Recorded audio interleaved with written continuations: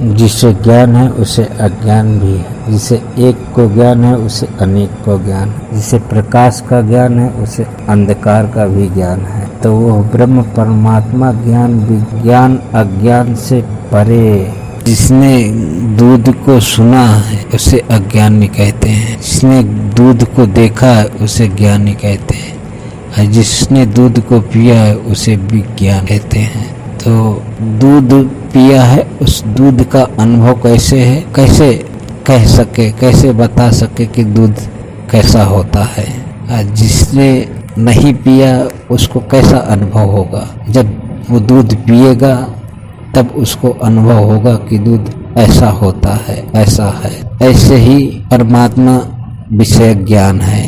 कहते हैं भगवान मन बुद्धि से परे परमात्मा है। मन बुद्धि से परे परमात्मा है तो शुद्ध मन से शुद्ध तत्व का अनुभव होता है। शुद्ध मन जब समाधिस्थ होता है तो उस परमात्मा का अनुभव कर पाता है।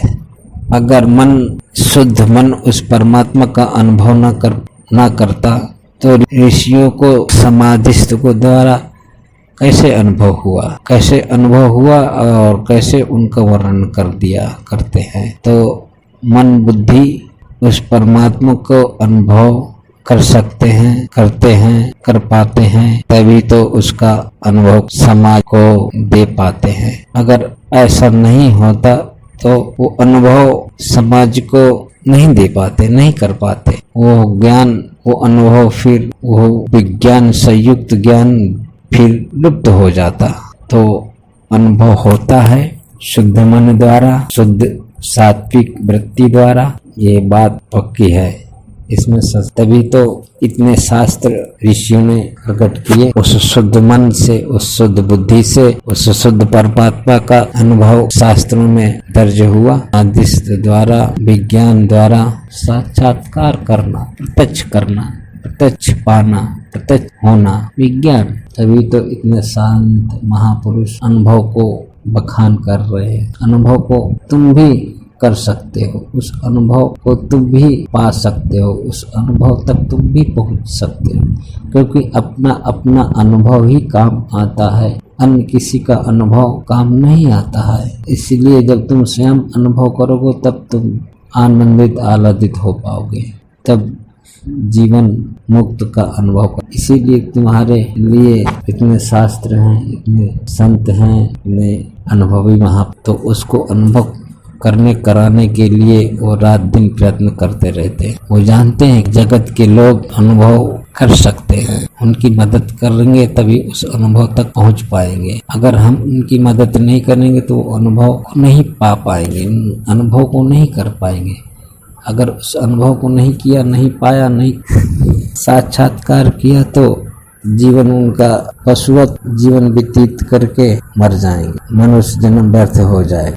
ज्ञान रूपी उस वृत्ति को धारण करके उसमें परमात्मा तक पहुंचा जाता है। फिर ज्ञान विज्ञान द्वारा समाधि होकर अनुभव किया जाता है। फिर ज्ञान विज्ञान वृत्ति को भी त्याग करके परमात्मा स्वरूप में विलीन हो जाता है, परमात्मा तत्व में एक रूप हो जाता है। फिर वहाँ न ज्ञान बचता है, न अज्ञान बचता है, न विज्ञान बचता है। वो साधक उस परमात्मा तत्व में एकत्व का अनुभव करता है। अनुभव करने वाला भी उस समय नहीं बचता, अनुभव में रहता है। जब उस अनुभव से बाहर आता है, उस ज्ञान विज्ञान से बाहर आता है, तब उस अनुभव का बखान कर पाता है, कर सकता है। उस समय वो परमात्मा के साथ में एक रूप होने के कारण उस समय वो अनुभव करने वाला भी गायब हो जाता है। फिर जो होता है वही हो जाता है, वही रूप रहता है। तो लक्ष्मण जी ने पूछा राम जी से कि वशिष्ठ जी इतने ज्ञानमान होते हुए भी पुत्र शोक में विवल हो गए। तो राम जी ने कहा जिनको ज्ञान होता है उनको अज्ञान भी होता है।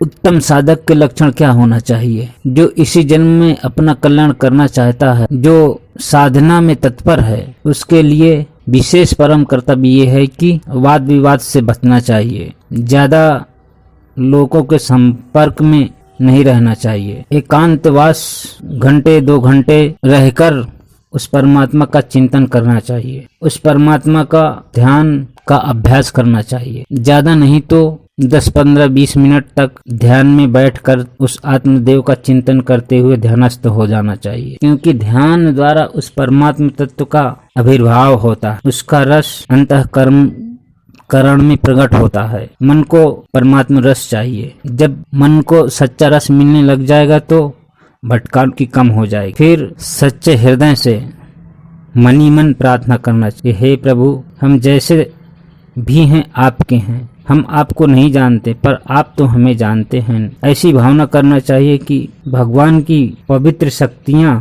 मेरे अंदर प्रवेश कर रही हैं, मेरा हृदय पवित्र हो रहा है, पवित्र से भी पवित्रतम होता जा रहा है, अज्ञानता दूर होती जा रही है, राग देश के दोषों का जड़ से नाश होता जा रहा है, उसके स्थान पर दैवी गुणों का विकास होता जा रहा है। ऐसी भावना करते हुए शांत होते जाएं तो आपका हृदय अत्यंत पवित्र होता जाएगा। आप संसार के प्रपंच से ऊपर उठ जाएंगे।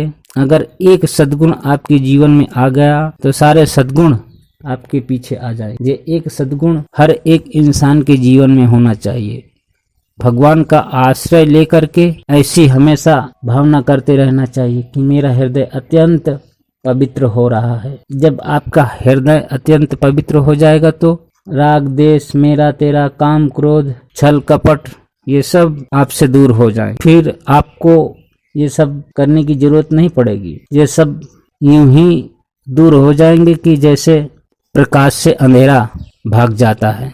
तो भगवान के तेज से, भगवान के पवित्र सद्गुणों से हमारे अंदर में जो भी दुर्गुण है वो सब छू मंतर हो जाएंगे, पता ही नहीं चलेगा। तो ये काम एक दिन का नहीं है, ये एक दिन में संभव नहीं है। सैन्य अभ्यास करते करते एक दिन ऐसा आएगा कि आपका हृदय भगवान के प्रेम में, भगवान के विरह में व्याकुल हो उठेगा। आप इतने पवित्र आत्मा हो जाएंगे।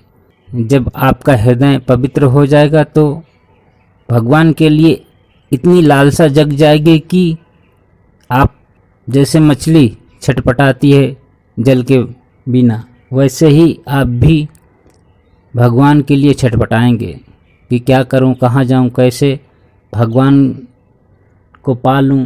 जब ये आपकी छटपटाहट व्याकुलता में बदल जाएगी तब भगवान की कृपा हमारे ऊपर बरसते ही हम कृतार्थ हो जाएंगे। तो भगवान से हम यही चाहते हैं कि आपके लिए तड़प जग जाए, आपके योग्य हम पात्र बन जाएं प्रभु। आप ही हमको पात्र बनाइए प्रभु। जब हम पात्र बन जाएंगे तो भगवान हमें उठा लेंगे। जब हमें भगवान उठा लेंगे तो काम क्रोध लोभ मोह दंभ ईर्षा ये हमारा गला दबोच नहीं सकते। फिर हम उस समत योग में स्थित हो जाते हैं कि ये काम क्रोध आदि सदा के लिए हमारे अंतःकरण से बाहर निकल खड़े होते हैं। फिर उस आत्मदेव की शक्ति हमारे अंदर काम करती है। मन बुद्धि इंद्रिया की शक्ति उस आत्मदेव के आगे कुछ भी माना नहीं रखती। उस आत्मदेव से ही मन बुद्धि इंद्रियां शक्ति प्राप्त करते हैं। जब परमात्मा शक्ति हमारे अंतःकरण में स्थान ले लेती है तो फिर वो जैसा चलाना चाहे वैसा चला सकते हैं, चलाते हैं। फिर उस अंतःकरण में किसी का जोर नहीं चलता, उस आत्मदेव परमात्मा देव का ही जोर चलता है।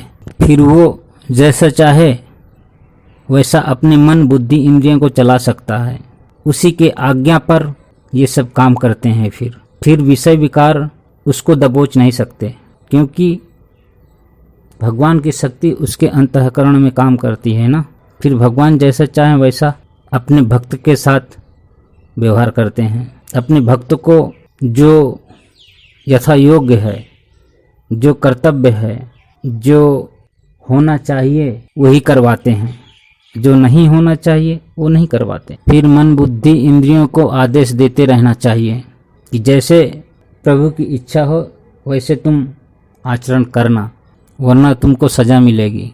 तो फिर मन हाथ जोड़ करके तुम्हारी आज्ञा सिरोधार करता है। फिर ऐसा साधक, ऐसा भक्त भगवान की हर प्रेरणा को बड़े सावधानी पूर्वक सुनता है, सूक्ष्मता से अर्थ लगाता है उस प्रेरणा को, उस प्रेरणा से सीधा अर्थ लगा करके आगे बढ़ जाता है। मन बुद्धि इंद्रियों पर बड़ा निगरानी रखता है वो,